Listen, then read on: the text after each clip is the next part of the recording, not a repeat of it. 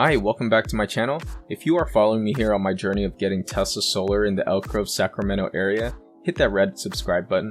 And if you've been getting any value from these videos, I'd appreciate an early thumbs up. If this is your first video and you want to see how my first two updates went, you can see the other videos on my channel.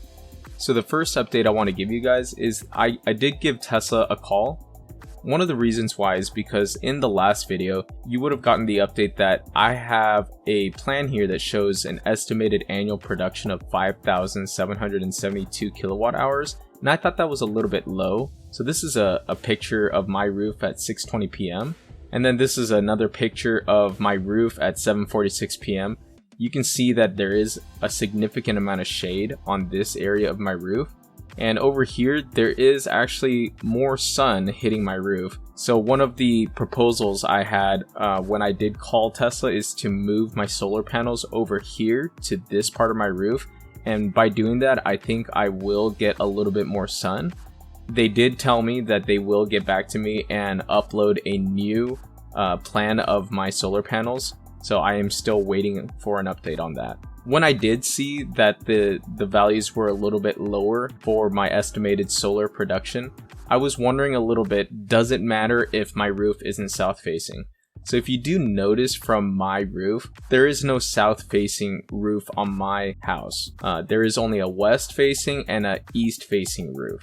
I did a little bit of searching on the internet, so I did find this solar calculator, pvwatts.nrel.gov. There will be a link in the description below, and I do highly suggest that you use this because it seems like this is one of the better estimators out there on the internet.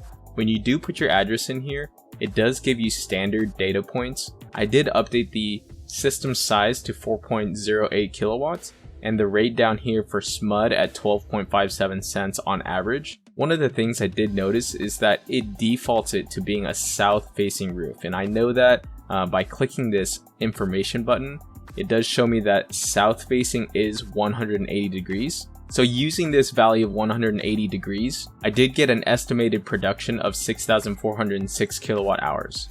One of the things I did to accurately take the angle of my roof is I took a screenshot of my roof from Google Maps and I overlaid a protractor on it. And what this tells me is that it is south facing about 11 degrees.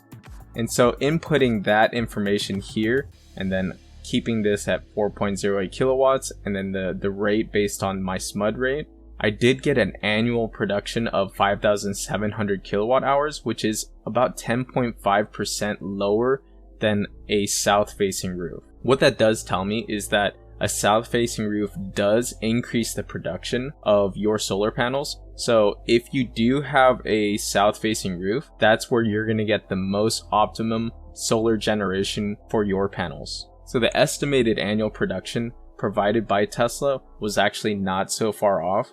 So the concerns that I had from the last video were not actually very valid because my roof is actually west facing and not actually south facing. Regardless though, I did actually show in the last video that I will be saving a significant amount on my utility bill, so I'm still going to go forward with getting solar panels. So let's jump right into day 3. I originally ordered my solar panels on July 25th, 2020. So it's been about 20 days since I ordered. I did get an additional text to check my Tesla Solar account, and I got an email as well. Going to my Tesla Solar account, I clicked view, and there were 2 items here that I had to view or sign. So the first thing I needed to acknowledge is how Tesla enrolled me in net metering. There are 3 options here. Option A, which is to receive a compensation for net surplus electricity exported during the prior 12-month period at SMUD's average cost of generation. Option B is to apply that annual net surplus electricity to credit the kilowatt hour use in the following 12-month cycle. And then C is to elect not to receive any compensation or kilowatt hour credit for the annual net surplus electricity. So obviously option A or option B would be my going choice. Tesla automatically enrolled me in option B, and I understand why.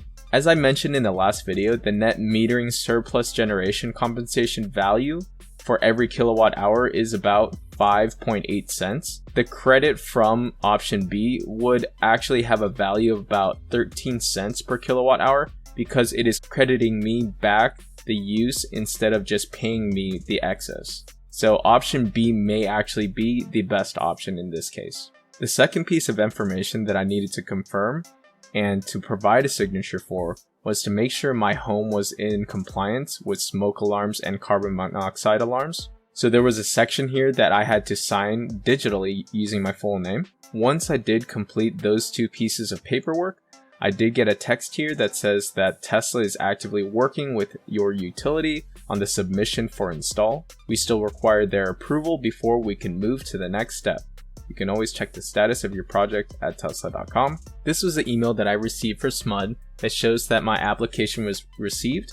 It does show my project address and my project reference, as well as an estimated annual production of 5,991.